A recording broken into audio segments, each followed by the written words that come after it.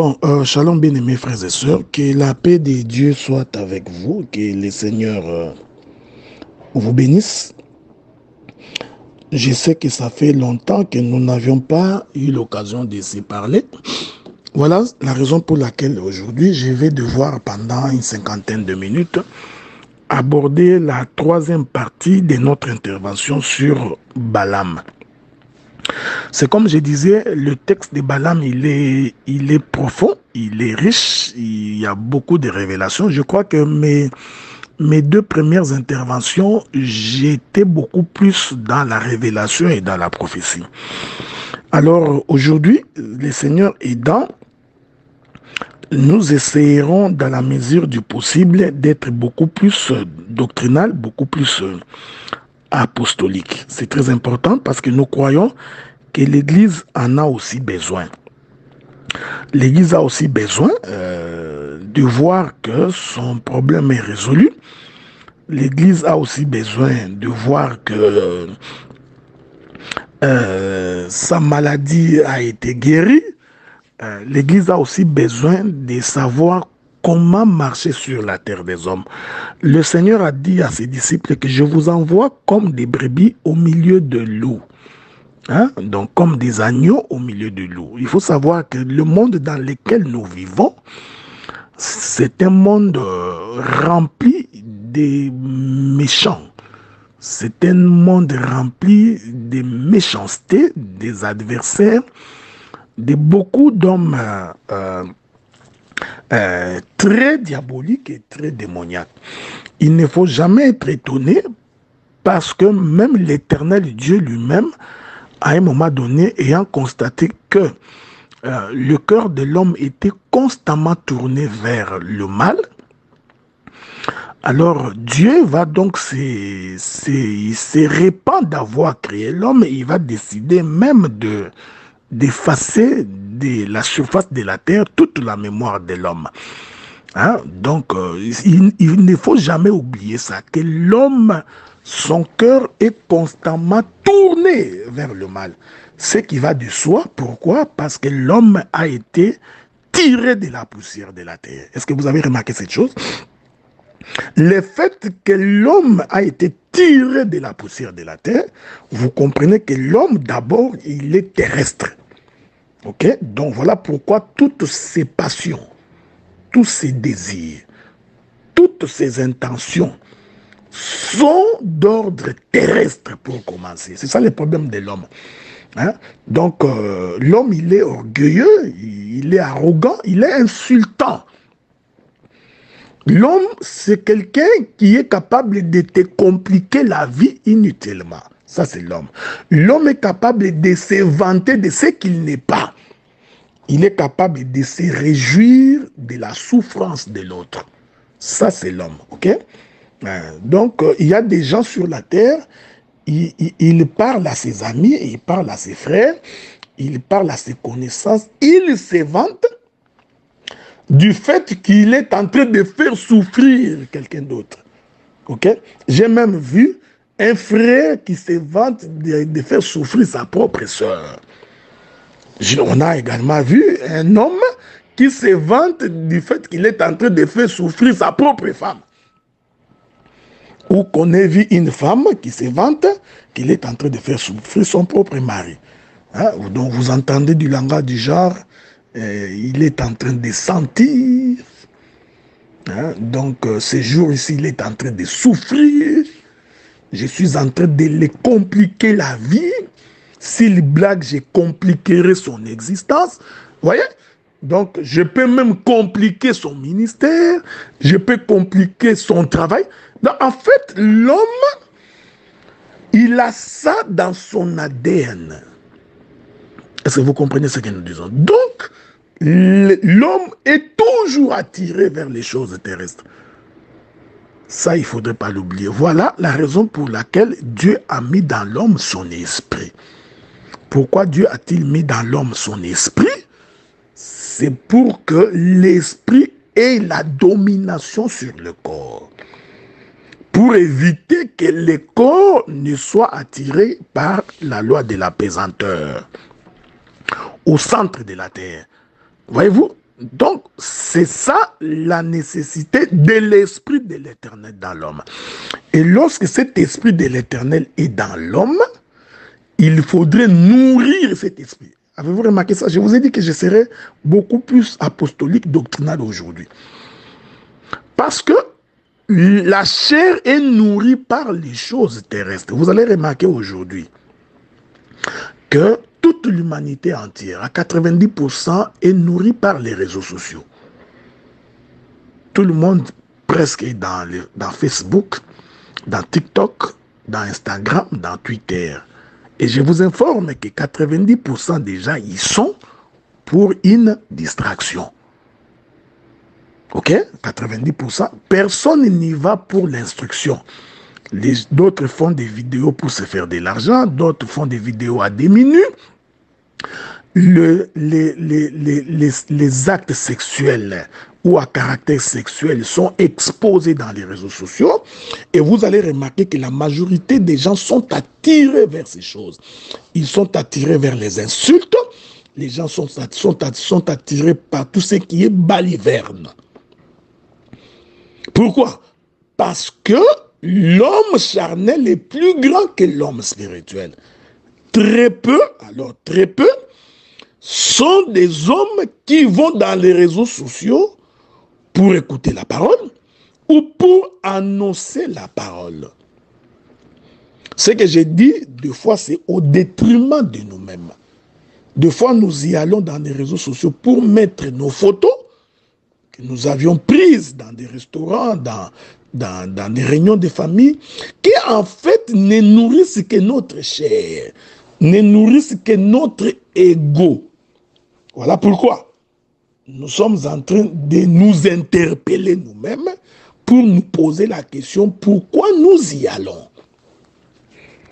Donc quand l'homme est excessivement charnel, ça on en parlera quand le Seigneur le permettra, vous verrez même dans son accoutrement, dans sa manière de s'habiller, dans sa manière d'agir, dans sa manière de manger, même dans sa manière de se maquiller, vous remarquerez que tout est tourné vers les désirs de la chair. Aujourd'hui, le monde des démons est en train de faire la promotion de la beauté. Et vous allez remarquer que la plupart sont dans des fausses beautés. Donc vous verrez des frères ou des sœurs qui se maquillent jusqu'au point où ils sont devenus méconnaissables. Donc, ils présentent une fausse beauté de ce qu'ils ne sont pas, parce qu'il y a tellement de produits de maquillage à gauche et à droite. C'est le désir de la chair. Pourquoi je suis en train d'introduire cela? Parce que vous allez comprendre la marche de Balaam par rapport à cela. Voyez-vous, bien aimé dans le Seigneur. Donc, il ne faut pas oublier que quand bien même que nous sommes dans le monde, en réalité, nous ne sommes pas de ce monde. Voilà pourquoi, lorsque le Seigneur crée l'homme, il est certes vrai, le Seigneur va donc prendre la chair, la poussière pour faire la chair de l'homme, mais il va lui donner l'esprit, pour que l'esprit conduise l'homme. Est-ce que vous remarquez? Donc l'esprit de l'Éternel mise dans l'homme est comme le gouvernail d'un bateau qui permet à ce que l'homme soit conduit. Voilà pourquoi quand quelqu'un n'a pas l'esprit de l'Éternel, c'est un animal. Hein? Paul dit, c'est un homme animal. Quand quelqu'un n'a pas l'esprit de l'Éternel, c'est un homme qui est querelleux, il est dans les discussions, il est dans les match-vues, il est dans les insultes, il est dans la calomnie, il est dans la jalousie, il est dans tout ce qui est mauvais. Donc, dans tout ce qui est charnel. Voilà pourquoi je donne toujours un conseil aux filles et aux fils de Dieu. Il faut apprendre à sortir de ces milieux-là. Lorsque les milieux deviennent nocifs, malséants, il faut s'arrêter à un moment donné, essayer de quitter un milieu comme ça, parce que ton esprit est infecté par les choses terrestres. Est-ce que vous remarquez cela? Donc, voilà un peu donc, ce que j'ai voulu vous dire en guise d'introduction pour que nous allions toucher c'est que c'est le mouvement de Balaam lorsqu'il est en train de s'approcher de la maison d'Israël. Que la paix de Dieu soit avec vous, que Dieu vous bénisse. Nous continuons notre marche. Maintenant, regardez bien mes frères et sœurs. Il y a quelque chose qui se passe dans les livres des Nombres. Ok, on va lire ça avec vous. Lisons. Nous sommes dans les livres des Nombres. Nous nous excusons, nous étions vraiment un peu malades toute la semaine là. C'est aujourd'hui que nous nous sentons assez bien, donc nous faisons un effort pour pouvoir parler de la part du Seigneur. Je suis dans les livres des Nombres. Je vais prendre les livres des Nombres, le chapitre 22. Le chapitre 22. Je vais donc commencer à partir du verset 23. L'Écriture dit, l'ânesse vit l'ange de l'Éternel qui s'est tenu sur le chemin, son épée nue dans la main. Elle se détourna du chemin et alla dans les champs. Balaam frappa l'ânesse pour la ramener dans le chemin. L'ange de l'Éternel se plaça dans un sentier entre les vignes. Il y avait un mur de chaque côté. L'ânesse vit l'ange de l'Éternel et se serra contre les murs et pressa les pieds de Balaam contre les murs. Balaam le frappa de nouveau. L'ange de l'Éternel passa plus loin et se plaça dans un lieu où il n'y avait point d'espace pour se détourner à droite. Ok, donc c'est ce que j'ai dit, j'étais dans le verset, ok. Je prends donc le verset 26, là où j'étais. L'ange de l'Éternel passa plus loin, se plaça dans un lieu où il n'y avait point d'espace pour se retourner à droite ou à gauche. L'ânesse vit l'ange de l'Éternel, il s'abattit sous Balaam et la colère de Balaam s'enflamma. Il frappa l'ânesse avec un bâton. L'Éternel ouvrit la bouche de l'ânesse. Elle dit à Balaam, que t'ai-je fait pour que tu m'aies frappé déjà 3 fois? Que la paix de Dieu soit avec vous. Nous allons d'abord pour aujourd'hui exploiter ces textes. Comme vous le savez, Balaam va se mettre en chemin pour aller maudire les enfants d'Israël. Ici, je voudrais que tu me suives avec beaucoup d'attention. Suis-moi avec beaucoup d'attention. Je donnerai quelques portions de l'écriture sur le plan de la révélation, mais mon intention est aujourd'hui que je sois doctrinal. Vous allez remarquer que lorsque Balaam monte sur son ânesse et que Balaam est en train d'avancer pour aller rencontrer le peuple d'Israël afin de les maudire, l'Écriture dit que dans une première dispensation,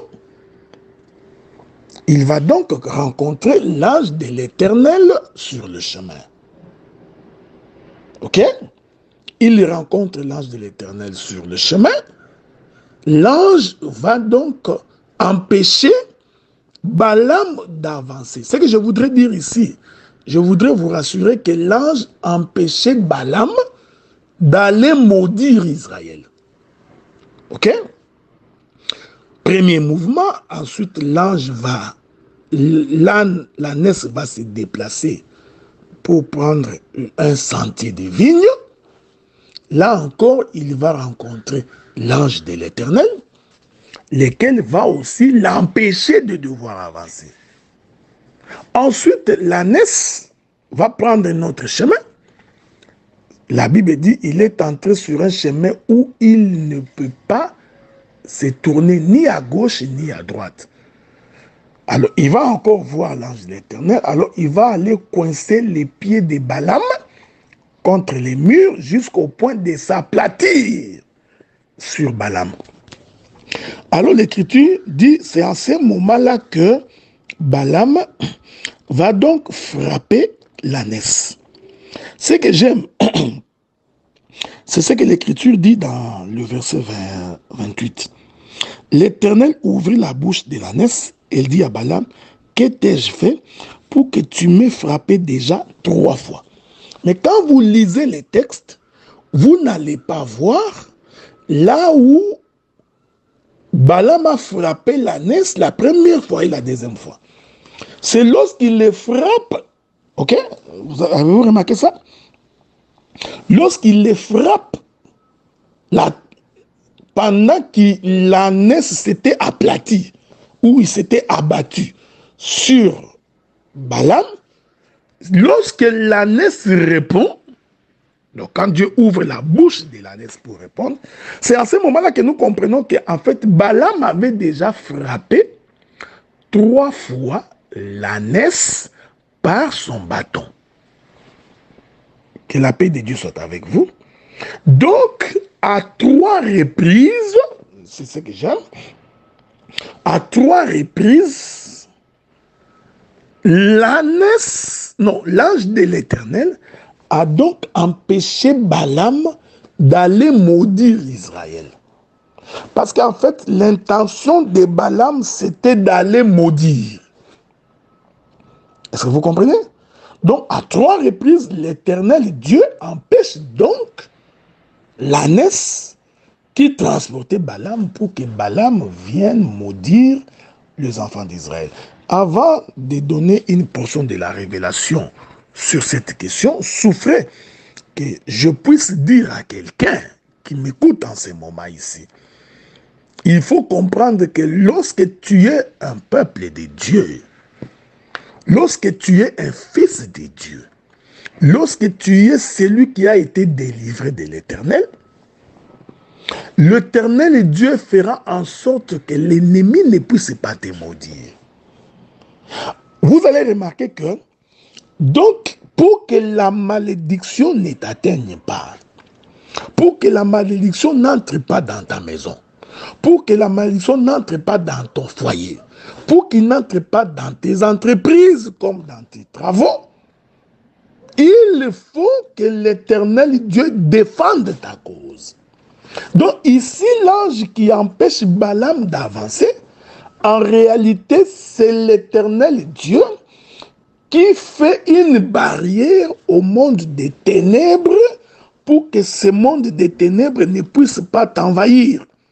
Je voudrais dire une chose ici. Ici, l'ange de l'Éternel, c'est comme une digue. Souffrez, je voudrais lire une écriture, si vous le permettez. Je crois que c'est le psalmiste David qui le dit, ou les sages Salomon, ok? Laissez-moi vous trouver cette écriture-là, hein, sous la grâce du Seigneur. Il y a une écriture, regardez. Donc, en tout cas, il faut vraiment que je trouve cette écriture-là, mais je reviendrai. C'est dans les livres des psaumes, je crois, où la Bible dit que le Seigneur a mis une digue pour que la mer ne puisse pas envahir la ville, ok? Bon, si je ne trouve pas ça, je reviendrai peut-être plus tard avec la grâce du Seigneur. Ici, je voulais dire hein, que, en réalité, l'ange de l'Éternel est comme une barrière, ok? Hein, comme une barrière qui empêche que ceux qui sont protégés de Dieu, qu'ils ne soient engloutis. Et ceux qui sont protégés de Dieu, hein, qu'ils ne soient atteints. Est-ce que vous remarquez cette chose? Donc, quand on est enfant de Dieu, il faut savoir ça. Quand on est enfant de Dieu, il faut savoir que c'est l'Éternel Dieu qui te garde, c'est l'Éternel Dieu qui te protège, c'est l'Éternel Dieu qui est là pour que le monde du diable ne puisse pas t'avoir. Mais remarquez, je suis toujours d'abord dans l'exhortation. Remarquez que l'âne, avec l'ânesse plutôt, hein, avec Balaam, ont tenté par plusieurs fois, disons ça en termes clairs, ils ont tenté par 3 fois de trouver le chemin pour venir maudire les enfants d'Israël. C'est ce que je voulais vous dire. Il faut savoir que les combats que nous avons avec les diables, il n'arrête pas. Donc, s'il a essayé de cette manière Ça n'a pas marché, il essayera d'une autre manière. Lorsqu'il essaie d'une autre manière que ça ne marche pas, il changera de position. Il va changer de contours. OK? Donc, s'il trouve que par le travail, tu ne tombes pas, il cherchera de t'avoir par le projet. Il cherchera de t'avoir par tes enfants. Il cherchera de t'avoir par ta femme, par ton mari. Donc, le diable multiplie les astuces pour pouvoir te maudire. Ceci est très important. Mais, l'ange de l'Éternel s'est donc mis au milieu, ok, pour empêcher que la malédiction ne t'atteigne. L'Éternel l'avait déjà fait une fois.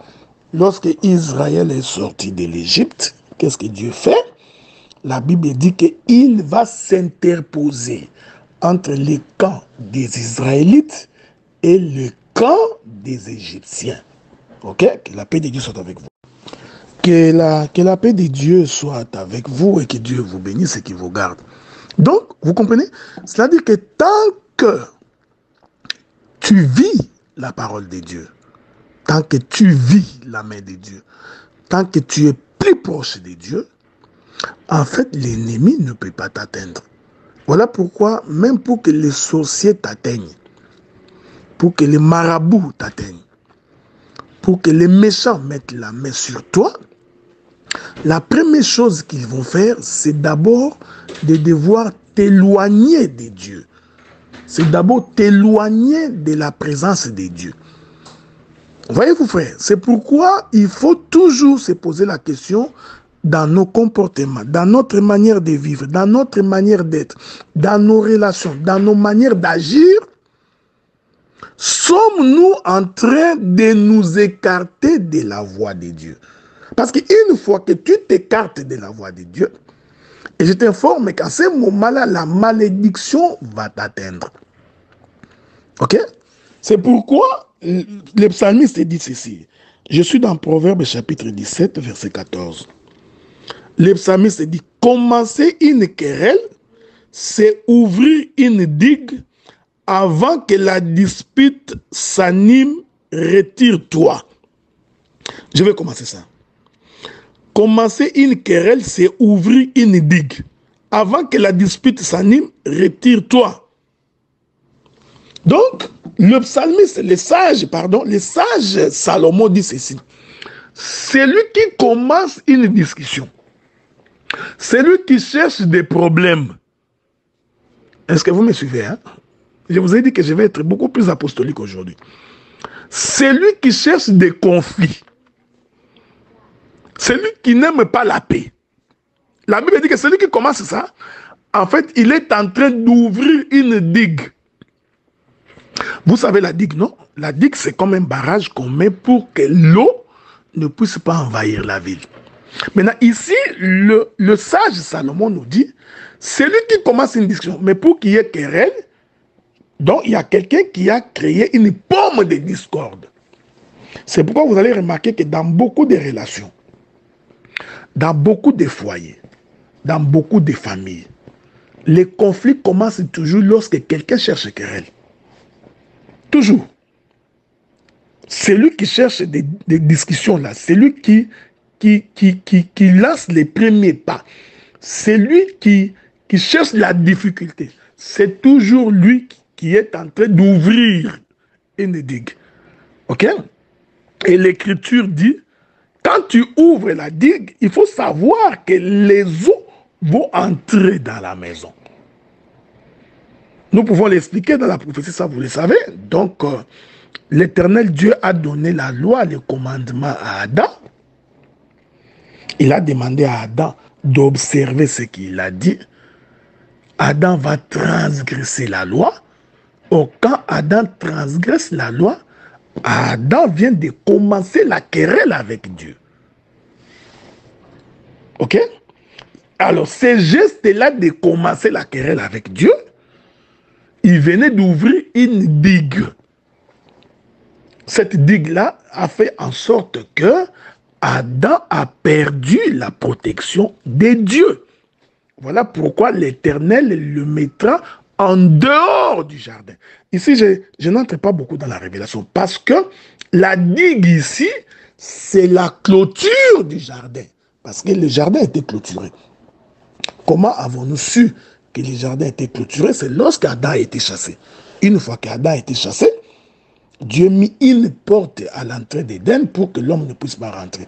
Donc, nous comprenons qu'en fait, le jardin était toute une maison, c'était tout un enclos avec des clôtures.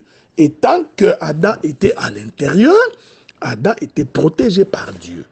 Mais comme Adam commençait une querelle avec Dieu, en transgressant la loi de Dieu, il venait d'ouvrir une digue. Et cette digue-là a entraîné sa sortie du jardin. Laissez-moi vous exhorter. C'est pareil dans une relation. Donc il faut toujours savoir que lorsque tu commences une querelle, lorsque tu cherches des problèmes, lorsque tu cherches palabres, comme disent les Ivoiriens, je t'informe que c'est ouvrir une digue. C'est ouvrir une porte. Et une fois que la porte est ouverte, les eaux vont entrer. C'est pourquoi vous avez remarqué, il y a des familles qui se sont disloquées pour $100, pour $200, d'autres pour une fourchette, d'autres pour n'avoir pas écouté. J'aime la Bible, donc généralement c'est lui qui commence les troubles, c'est lui qui ouvre la digue, c'est celui qui n'observe pas la loi. C'est lui qui n'observe pas les commandements, qui n'obéit pas aux recommandations, qui ne respecte pas les règles. Il faut savoir que chaque fois que tu ne respectes pas les règles de Dieu, les commandements du Seigneur, tu viens d'ouvrir une digue et les querelles vont commencer. Est-ce que vous comprenez ce que nous disons? Donc, tant qu'on est du côté de Dieu et que l'on observe la parole de Dieu et que l'on vit en paix, on ne va pas mettre les pieds chez les voisins, on ne va pas chercher la guerre, on ne cherche pas la querelle, tout le monde est en paix. Hein? Donc vous comprenez que lorsque les disciples en réalité étaient dans la pirogue, dans la barque avec Jésus, et que Jésus s'était endormi, la Bible dit que les eaux commencèrent à entrer dans la barque. Je t'informe que les eaux qui rentraient dans la barque là ont trouvé une porte d'entrée. Ok? Et cette porte d'entrée, prophétiquement, c'est que les disciples avaient péché. C'est difficile à comprendre? Non, ce n'est pas difficile à comprendre. Je vais te démontrer comment les disciples ont péché. Parce que je vous ai toujours dit que l'ombre n'est pas la représentation exacte des choses. Donc, il faut le ministère de la parole pour que la netteté de l'écriture soit vue de tous. Ok? Pourquoi j'ai dit que les disciples avaient péché? Mais parce qu'il y a une écriture qui me soutient. La Bible dit que lorsque les eaux se mirent à entrer dans la barque, les disciples crièrent à Jésus, ils ont dit, nous sommes en train de mourir. Or, la Bible dit, le salaire du péché, c'est la mort. Il ne peut pas y avoir la mort dans la barque s'il n'y a pas la transgression de la loi. Voyez-vous, donc je confirme avec précision que, en réalité, lorsque les disciples criaient à Jésus que nous sommes en train de mourir, prophétiquement, les disciples représentaient tout un peuple qui avait péché. Ainsi, les eaux qui rentrent, c'est ça la mort qui entrait dans la barque. Mais pour que les eaux entrent dans la barque, il faut ouvrir une porte. C'est-à-dire, la barque avait une digue, et cette digue-là s'est ouverte à cause d'une querelle. Quelle était la querelle? De ne pas avoir observé la loi de Dieu. C'est comme ça que les disciples vont crier à Jésus pour dire, sauve-nous, nous sommes en train de mourir. J'ai toujours aimé ça, parce qu'à cette époque-là, Jésus dormait encore. Il a fallu qu'il se réveille. Une fois qu'il se réveille, la Bible dit que le Seigneur commanda les vents. Cependant, ce qui entrait dans la barque, ce n'était pas le vent, c'était les eaux. Que la paix de Dieu soit avec vous. Je suis toujours dans l'exhortation aujourd'hui. Je voudrais rester doctrinal et apostolique. Parce que ce sont des choses des fois que nous oublions. Quand le Seigneur s'élève, le Seigneur ne donne pas les ordres aux eaux. Alors qu'en réalité, c'était les eaux qui rentraient dans la barque. Mais le Seigneur, lorsqu'il s'est levé, il a compris qu'en réalité, les eaux ne sont que les acolytes du vent. En d'autres termes, ce sont les envoyés du vent. Dans le vrai, c'est le vent qui les a envoyés. Voilà pourquoi il dit, au lieu de m'occuper des eaux, je vais tout simplement combattre les vents. Lorsque j'aurai eu la victoire sur les vents, alors les eaux aussi cesseront d'entrer dans la barque. Ici, je voudrais dire que les vents représentent aux morts, où est ton aiguillon? Le Seigneur Jésus-Christ t'a vaincu. Ok? Maintenant, les eaux vont représenter les conséquences de ce qui vient avec la mort. Je voudrais rentrer un tout petit peu dans les jardins pour continuer ma marche. Remarquez une chose. Lorsque Adam a transgressé la loi, le péché est entré. Non, lorsqu'il a transgressé la loi, la mort est entrée. Donc, avez-vous remarqué? La loi n'est pas un problème. Ok? Ce n'est pas la loi qui est un problème. Ce qui est un problème, c'est la loi transgressée. Une fois que la loi de Dieu est transgressée, qu'est-ce qui arrive? La mort entre. Mais cette mort-là est accompagnée de toute une constellation des acolytes. Donc, la mort va amener la malédiction, va amener des problèmes, va amener des soucis, va amener la maladie, les infirmités, toute forme d'infirmité, la souffrance, tout ce que nous avons aujourd'hui n'est que la conséquence de la mort qui est entrée dans la barque. Voyez-vous? Parce que les disciples ont crié, nous allons mourir. C'est-à-dire que la mort était véritablement entrée dans la barque. C'est-à-dire que lorsque Adam a péché et qu'il a transgressé la loi de Dieu, la mort venait d'entrer dans l'humanité. Voilà pourquoi je suis en train d'insister, pour dire que pour que les malédictions t'atteignent, pour que les difficultés deviennent ton lot, pour que les sorciers de ta famille, les marabouts, les enchanteurs et les envoûteurs, pour qu'ils mettent la main sur ta vie. Bien-aimés frères et sœurs, il n'y a pas de chemin. Il faut que toi, tu aies ouvert la porte qui leur permet d'entrer. Si tu n'ouvres pas la porte, ils n'entreront pas. Mais de quelle manière tu es en train d'ouvrir la porte? C'est lorsque tu te détournes de la voie de l'Éternel. Que la paix de Dieu soit avec vous. Ici, rentrons un peu dans l'histoire de Balaam.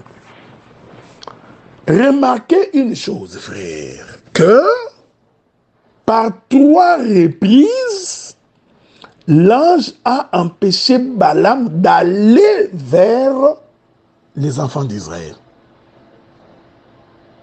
Suivez-moi attentivement.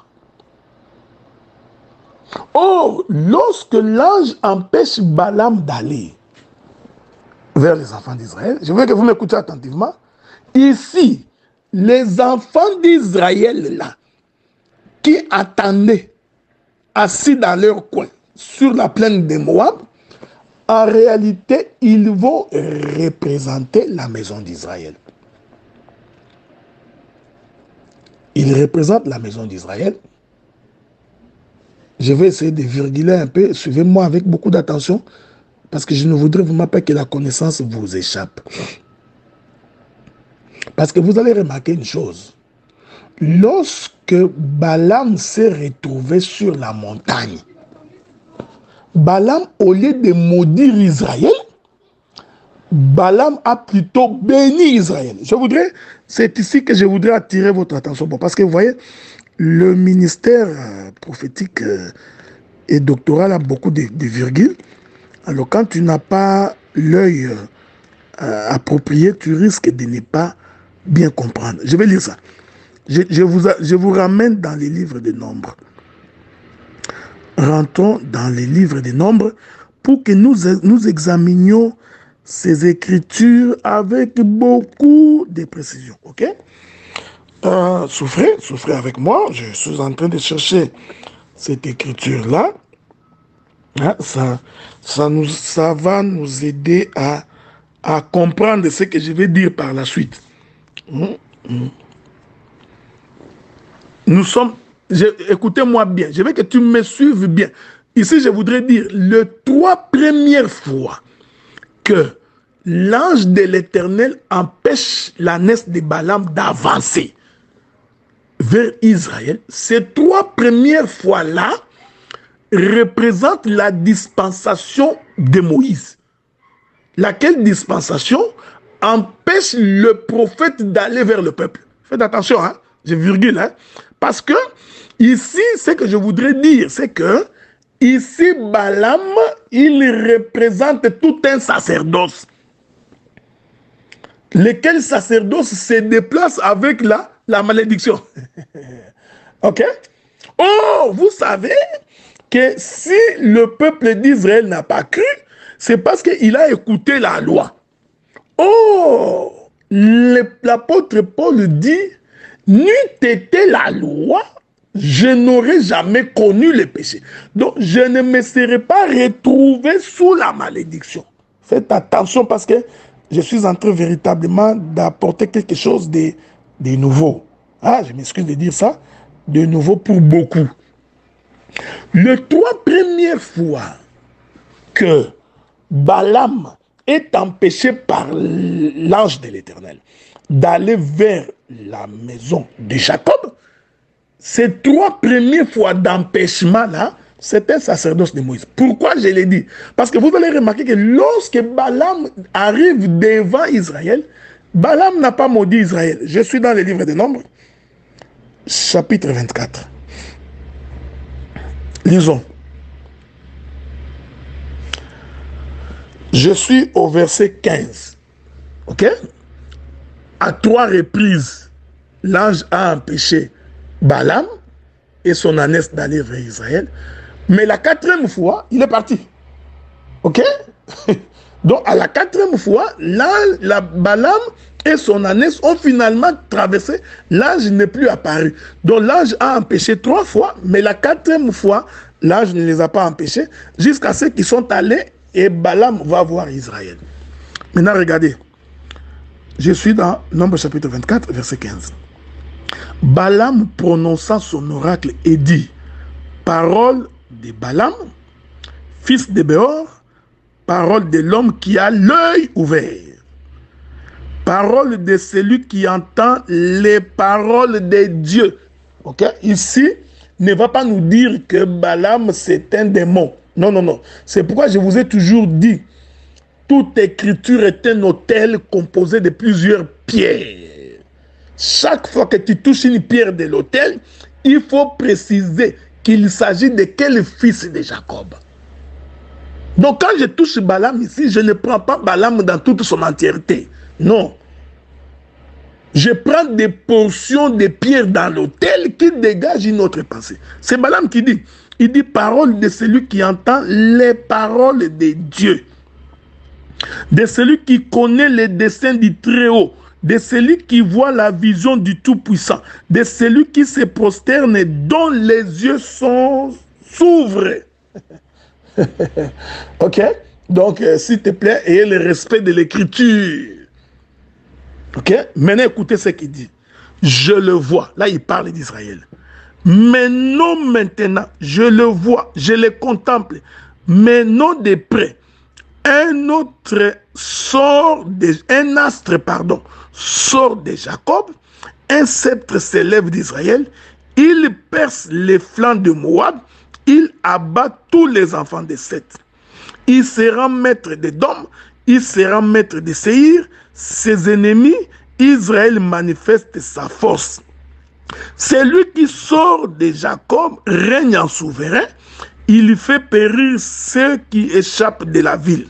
Écoutez, vous savez que dans la prophétie, ce que Balaam avait vu, c'était la venue de notre Seigneur Jésus-Christ. Ok? C'est donc lui qui sort de Jacob, qui va jusqu'à Édom. Ça, vous le savez. Mais ici, ce que je voudrais dire, au lieu que Balaam puisse maudire, Balaam bénit. Je pouvais continuer l'écriture, hein? Si vous voulez, vous pouvez continuer jusqu'en bas, vous verrez. Hein? Il va dire que j'ai vu Israël sur une colline. Ok? Donc ici, Balaam, au lieu de maudire, il bénit. Mais quand il était sorti, il est sorti pour maudire. Donc, le temps où Balaam sort pour maudire, dont il est empêché par 3 fois au travers de l'ange de l'Éternel, ce temps-là, c'est la dispensation d'Israël. C'est pourquoi l'âne, lorsqu'il a ouvert sa bouche, il dit à Balaam, pourquoi m'as-tu fait ça? Pourquoi ça fait 3 fois que tu m'as frappé? Donc nous comprenons que chaque opposition de l'âne, l'âne était frappé. Ok? Donc, maintenant, à la 4e fois, il ne pouvait pas maudire parce que le chiffre 4, c'est le chiffre de Judas, c'est le chiffre du roi. Il ne pouvait que bénir.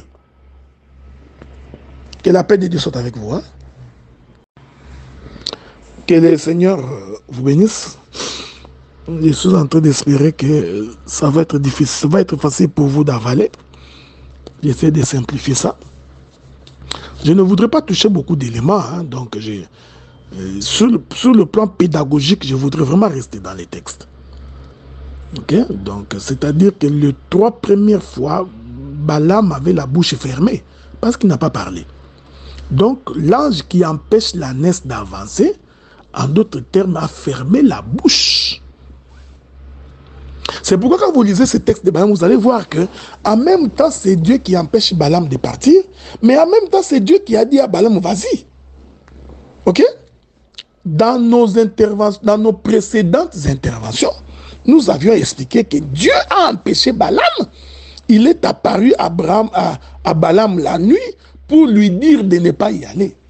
Mais le lendemain, le même Dieu va encore dire à Balaam, vas-y. Vous comprenez? Voilà, ça il faut comprendre ça. Voilà pourquoi lorsque Balaam s'est mis à chemin pour venir, pour Balaam, c'est Dieu qui lui avait dit de partir.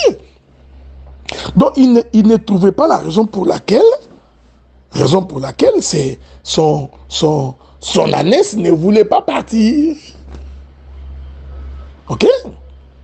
Donc, les 3 premières fois que l'ange de l'Éternel empêche l'ânesse de Balaam d'avancer, nous disons que ces 3 premières fois représentent les temps où Dieu a fermé la bouche du prophète. Ok?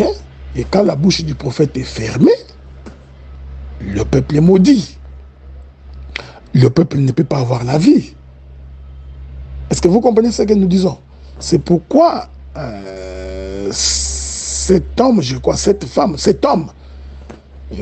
a dit à Jésus que je ne suis pas digne que tu rentres dans ma maison. Ok?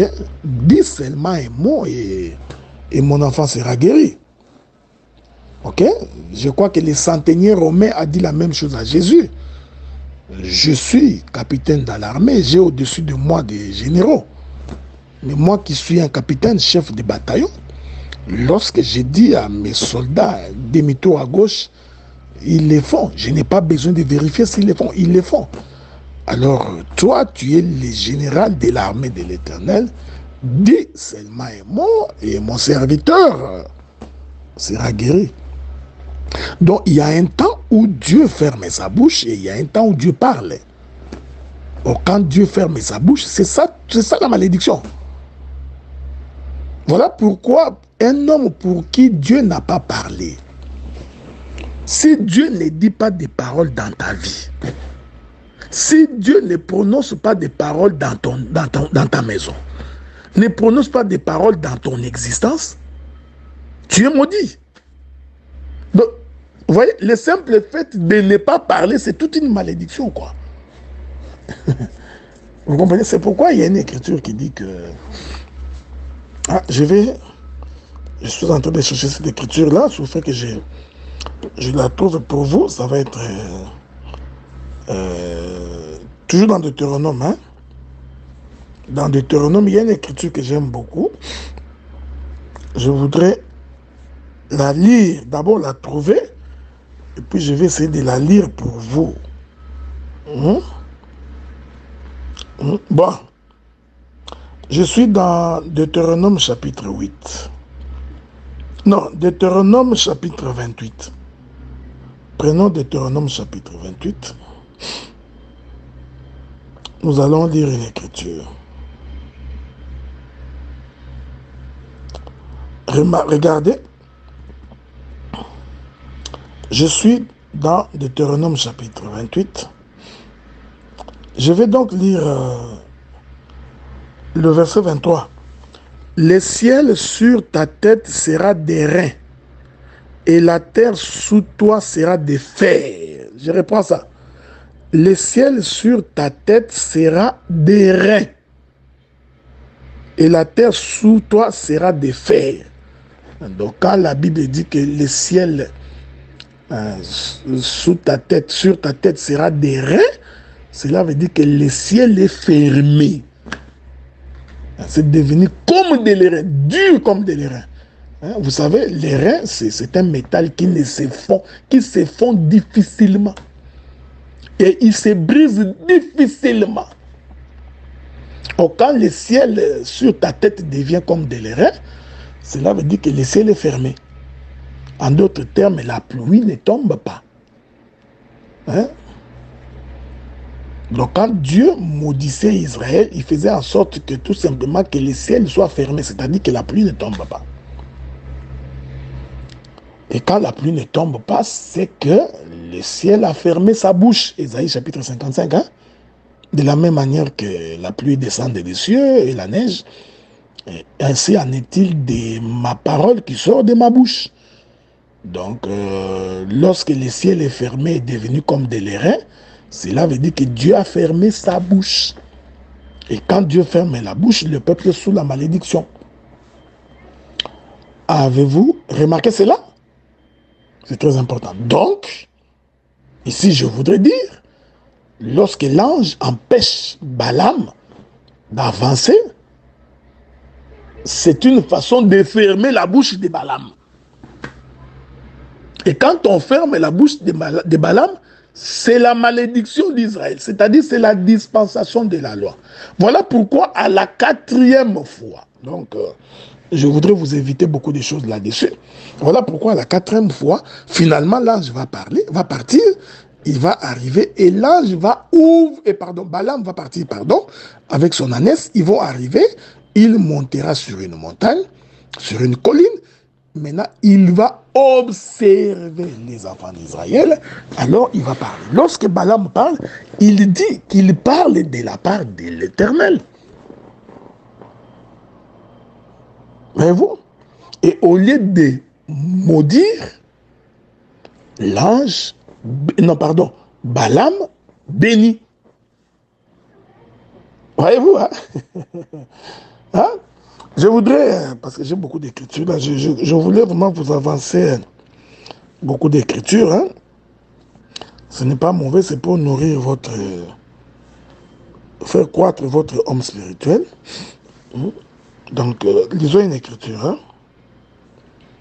Souffrez, je suis en train de chercher une écriture pour vous. Je ne sais pas si je trouverai ça. Bon, ce que j'ai souffré, hein, je m'excuse. Hein. Attendez, je suis en train de chercher cette écriture-là en espérant que je vais la trouver. Donc, quand l'ange arrive, Balaam n'est...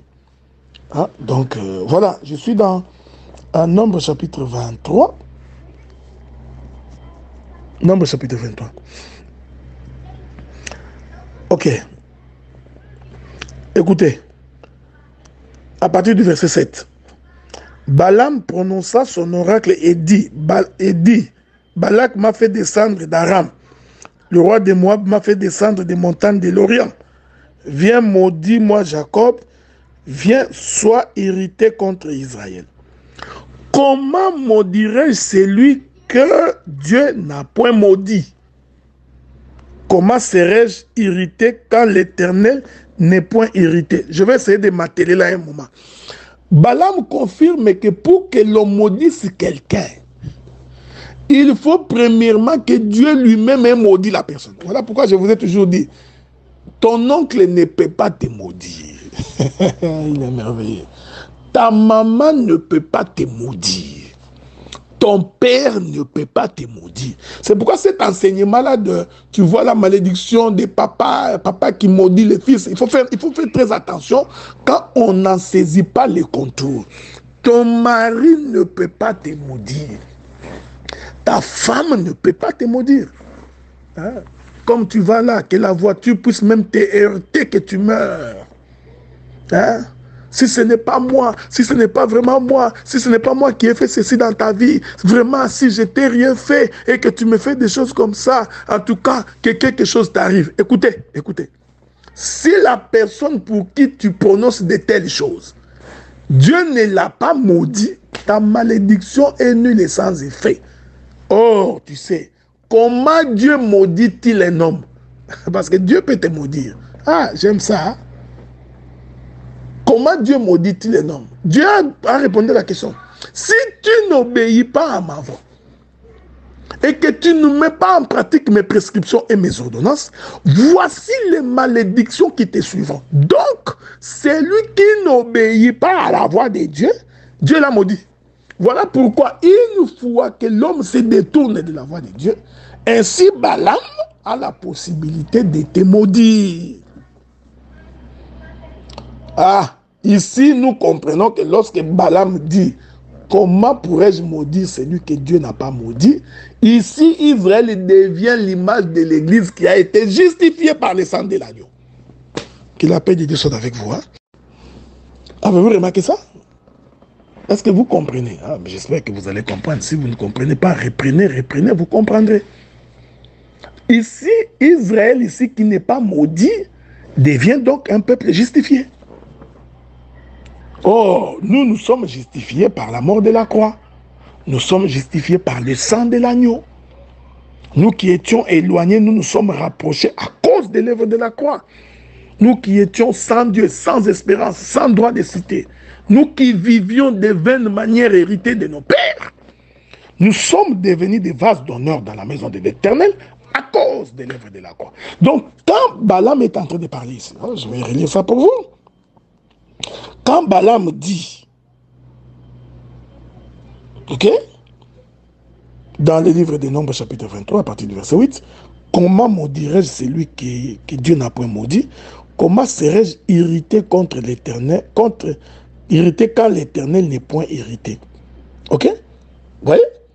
Donc, pour que tu tombes sous le coup de la malédiction, pour que le diable t'attrape, pour que la malédiction des hommes de la terre t'atteigne, il faut d'abord que l'Éternel soit irrité contre toi. Si Dieu n'est pas fâché contre toi, vous voyez, il faut que tu aies commencé une querelle avec l'Éternel. Ainsi, tu vas ouvrir une digue qui permet aux sorciers de t'avoir. Mon frère, ma soeur, si les sorciers t'envoûtent, c'est parce que c'est toi qui l'as voulu. Ouais, les choses de Dieu sont simples. Hein? Si les sorciers, si toi, tout ce que tu fais échoue, je t'informe que il y a une part de ta responsabilité. C'est-à-dire, toi, tu as mis Dieu en colère. Une fois que tu mets Dieu en colère, alors, maintenant, le fait que Dieu se retire de toi, automatiquement, tu es sous le coup de la malédiction. Écoutez ce que Balaam dit. Je le vois du sommet des rochers. Je les contemple du haut des collines. comme je vous disais, j'essaie d'être apostolique aujourd'hui. Pourquoi il est en train de voir Israël au sommet de plusieurs rochers? Pourquoi il voit Israël du haut de plusieurs collines? Pourquoi? Pourquoi plusieurs? Donc nous répondons à ces questions-là dans les Écritures. Mais ce n'est pas l'objet de notre intervention. C'est un peuple qui a sa demeure à part, qui ne fait point partie des nations. J'aime ça. Bien-aimés frères et sœurs, qu'il est merveilleux le Dieu de paix. Balaam dit, il dit, ce peuple-là, c'est un peuple qui a sa demeure à part. C'est ça ce que Joseph avait dit à ses frères. Lorsque vous arriverez en Égypte, vous n'habiterez pas avec les Égyptiens. Vous choisirez Goshen. Donc Israël habitait Goshen. Il n'était pas avec tout le monde. Israël ne se mélangeait pas. Aujourd'hui, nous sommes étonnés. Nous sommes abasourdis de constater que le chrétien est comme un païen. Il s'habille comme un païen. Il se maquille comme un païen.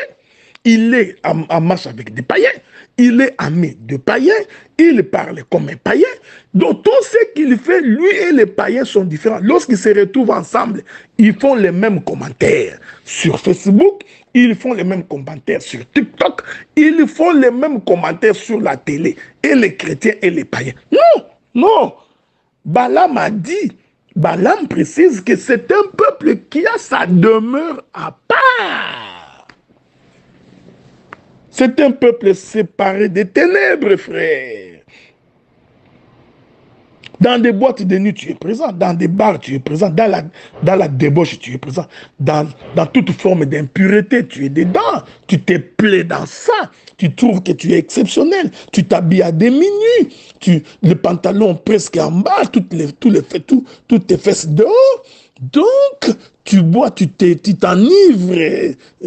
Tu peux même faire pipi dans le pantalon.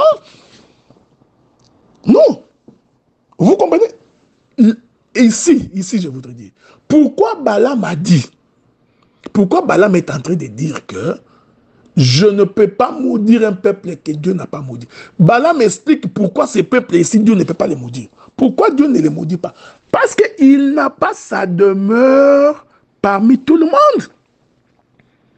Sa demeure est à part, frère. C'est pourquoi je vous ai donné l'exemple de Goshen. La ville de Goshen était une ville séparée des autres villes d'Égypte. Vous permettez, donc, parce que ce qui se passe dans les pays d'Égypte, c'est les premiers jours de la création. Au commencement, l'Esprit de Dieu s'est mouvé au-dessus des eaux. Il n'y avait que des ténèbres à la surface de l'abîme. Ici, nous disons que les eaux et la surface de la terre qui est dans l'abîme, c'est les pays d'Égypte. Ok? C'est très important. L'Esprit de Dieu s'est mouvé au-dessus des eaux et du sein des ténèbres, Dieu dit que la lumière soit. Et la lumière fut. Dieu sépara la lumière d'avec le ténèbre. Est-ce que vous voyez? Celui qui marche sur les eaux, c'est Joseph. C'est Joseph qui est en train de construire Goshen. Une fois que Goshen est construite comme ville, Goshen doit être différent de tous les pays d'Égypte. Il sépara la lumière d'avec les ténèbres. Je voudrais dire que Goshen, c'est la lumière, l'Égypte, c'est les ténèbres. Avez-vous remarqué ça? Est-ce que vous comprenez ça? C'est pourquoi Jésus va dire à ses disciples, je vous laisse dans le monde, mais vous n'êtes pas du monde. Il voulait leur dire, vous n'avez pas la demeure parmi les hommes de la terre, quand bien même que vous êtes sur la terre. Est-ce que les gens comprennent pourquoi ils prient? Tu verras quelqu'un qui prie, mais il suffit d'un petit problème, d'une difficulté, tu sentiras tout son paganisme qui apparaît. J'ai toujours dit aux gens, pour que tu comprennes quelqu'un, voyez comment il réagit face à des problèmes. De quelle manière il réagit face à des difficultés. C'est à ce moment-là que tu découvres la vraie nature de l'homme. Est-ce que vous comprenez ça? Regardez, il dit ça. Qui ne fait point partie des nations. Donc Israël n'est pas comme toutes les autres nations. Non. Tu mens comme tu respires. Tu voles, tu escroques, tu es malhonnête. Mais tu t'appelles, tu dis que tu es fils de Dieu. Tu escroques, tu uses de la fraude, mais tu continues à dire que tu es fils de Dieu. Non. Voyez pourquoi la malédiction ne pouvait pas atteindre Israël. Est-ce que vous comprenez ça? Non. La malédiction ne peut pas t'atteindre à cause de ça. Parce que toi, tu n'as pas la demeure parmi les nations. Il continue. Tu es sur une colline, sur les collines, tu es élevé. Tu es sur les montagnes. Hein, voyez. Tu es sur les collines, sur, je ne sais chose, sur les rochers. Hein? C'est ça l'écriture qui dit, notre vie est cachée en Christ Jésus dans les lieux célestes. Hein? Parce que je t'informe qu'il n'y a pas qu'un seul lieu céleste, il y a plusieurs lieux célestes. C'est ça les collines, c'est ça les rochers, où ta vie est cachée. Donc, tu n'es pas avec tout le monde. Écoutez, je vais continuer, c'est là que je vais finir. Ok? Balaam dit dans le verset 11, Balak dit à Balaam, que m'as-tu fait? Je t'ai pris pour maudire mon ennemi, et voici, tu les bénis. Ma prière est que celui qui ouvre sa bouche pour te maudire, que sa langue se transforme en bénédiction, parce que toi, tu es un fils et une fille de Dieu. Tout celui qui est assis dans son coin et qui est en train de faire des réunions, qui est en train de faire des incantations, avec l'idée de te maudire, qu'il soit ton oncle, ton père, ta mère ou ta fille ou ton fils, ta femme ou ton mari, j'ai dit que sa langue se retourne pour que de sa bouche ne sortent que des bénédictions. Balak dit, ne t'ai-je pas fait venir pour maudire mon ennemi? Et voici, tu les bénis. Il répondit et dit, n'aurais-je pas soin de dire ce que l'Éternel met dans ma bouche? Que l'Éternel mette dans la bouche de tes ennemis le parole de bénédiction. Ok? Balak lui dit, viens donc avec moi dans un autre lieu. Ça, nous en parlerons dans notre prochaine intervention. J'ai fini. Tu comprends, mon bien-aimé frères et sœurs, que quand tu es du côté de Dieu, si Dieu n'est pas en colère contre toi, sois en paix. Voilà pourquoi la Bible dit, si pendant que tu es en train de marcher pour aller offrir, et que là, tu te souviens que ton frère a un problème avec toi, dépose là ton offrande, fais d'abord la paix. Ok? Parce que si tu n'es pas en paix, tu viens de t'ouvrir une digue, tu rentres en conflit avec Dieu. Une fois que tu es en conflit avec Dieu, la malédiction t'atteindra. Donc la malédiction du diable dépend de ta position vis-à-vis de Dieu. Voilà, bien aimés frères et sœurs, les quelques paroles que je voulais partager avec vous en ces jours. Nous allons donc la semaine prochaine, le vendredi de la semaine prochaine, conclure notre enseignement sur Balaam. Nous allons donc aborder la 4e partie. Que la paix de Dieu soit avec vous, au nom de Jésus, notre Seigneur et notre Sauveur.